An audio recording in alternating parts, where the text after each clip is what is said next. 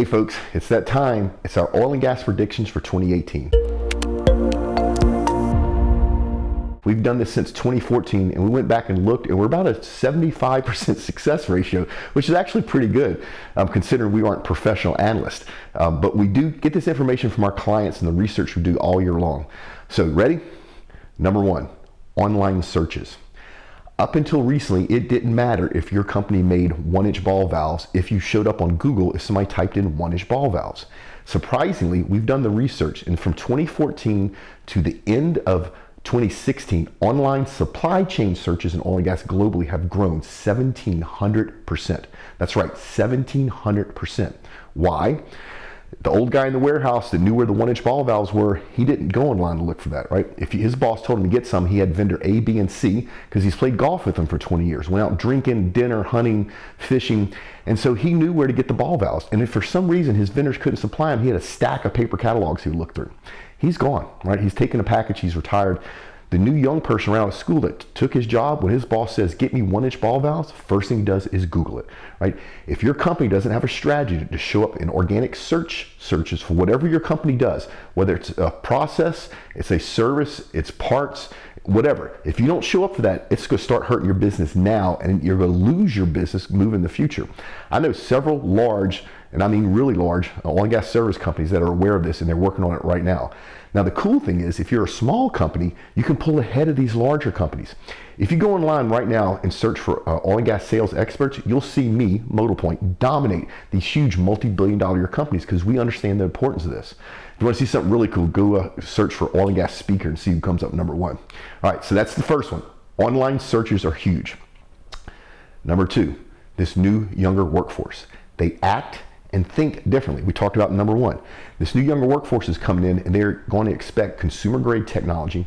No matter how well you treat them, no matter what type of path to future success they have, they're not going to work for your company for 20 or 30 years because they want different experiences. The paycheck isn't enough for them, right? They want to make a difference, and they want to understand what's going on, right? So this new younger workforce is coming in, and it's coming in very fast. Right now, about 33% of the oil and gas workforce here in Europe are under the age of 35. In 5 years, this could be 70%. You have no choice, right? They're coming. That's who's going to run our industry. You got to get used to it, but that's one of our oil and gas predictions for 2018. And then everybody's going to think I'm crazy. Remember, last year I called the inflation on land at the very end of 2017, which is going on right now, so we got that one right. So number three, labor shortage. Yeah. I know we've had a bunch of layoffs in the industry, especially upstream in the service companies, but we're facing a labor shortage, both skilled labor, unskilled labor, a managerial, project managers, engineers. There's simply not enough young people going to school for any of this sort of stuff to supply the need that we have. So one of two things can happen. You can see a price war breakout, which is never good for the industry, or as an industry, we're gonna have to look at ways of doing our business with less people. And that's an interesting way to go. We think there's gonna be a technology play there, but we have to keep an eye on that. So number three is labor shortages. Number four for oil and gas predictions for 2018, changing buyer behavior. If you've been in sales in oil and gas, right, you always knew the decision maker. He doesn't exist anymore.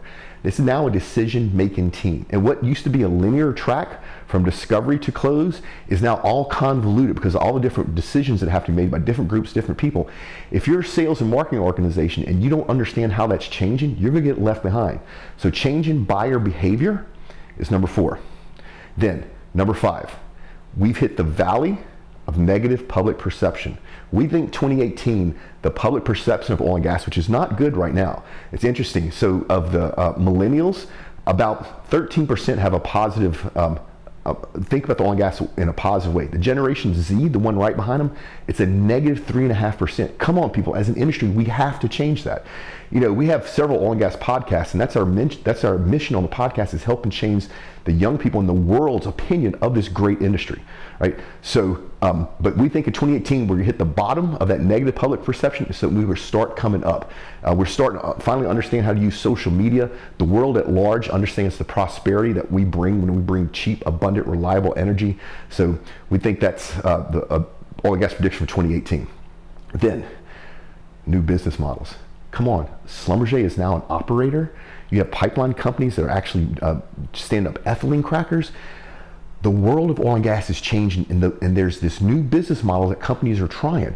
If you think about Schlumberger forming joint ventures with NOCs, they're doing that to test the waters, right? They do that all the time. And once they get it figured out, then they'll go full blown, they'll be an operator. Imagine Schlumberger as an operator. Number one, they can sell their services at cutthroat prices, which reduces the overhead of those wells, which means they can make money where anybody else can't. Or, right, they can keep their services the same, but make sure they provide them on time and help that operator, which would be Schlumberger, actually produce oil in a more economical way. Either way, they win. So they're mitigating their risk by becoming an operator. That is really cool. And like I said, there's a whole bunch of different models being tried, and this is something new for oil and gas in 2018. Then, finally, number 7. We're having confidence in the upstream sector, right? Prices are still low. Prices are going to stay relatively low forever, right? The $50 to $65 price range. But we've driven so many efficiencies out of the system that we now are comfortable like that. So investors, upstream companies, the NOCs, the majors, the super majors, they're starting to spend money again in upstream. They're not going to do silly stuff, right? And land still rules, but you're seeing that confidence come back in upstream, which is good for everybody. Then, pay attention. Here in the U.S., we're getting ready to have a boom in midstream. Pipelines, tankers, rail, right? Look at all the pipelines being built in the Permian. Why? Because it drives efficiencies and it's safer for the environment, and it makes it a more predictable model. Not just to move the crude that you get out of the ground, but to remove around the fresh water you need, to move around the produced water, to move around natural gas. There's a whole renaissance of new pipelines being built in the U.S., and you need to get ahead of that and understand it, because it's number 8 oil and gas prediction for 2018. Then, NGL, natural gas liquids. They're going to be huge. As we increase our production, the world has an appetite for NGLs. NGLs, things like butane, pentane, propane. We're producing the bejeebies out of it, and the world's buying it. We're making high margin. That stuff used to be almost thrown away. Now it's something we're making very healthy margins on, and NGLs are going to be a huge business boom in 2018. Now, I called this wrong in 2015. I'm going to call it again. I'll put my neck on the line. Number 10. For an oil and gas prediction 2018, mergers and acquisitions. I think the M&A activities will go through the roof in 2018. I think you can see large service companies combine to join forces. I think you can see a lot of independents combine.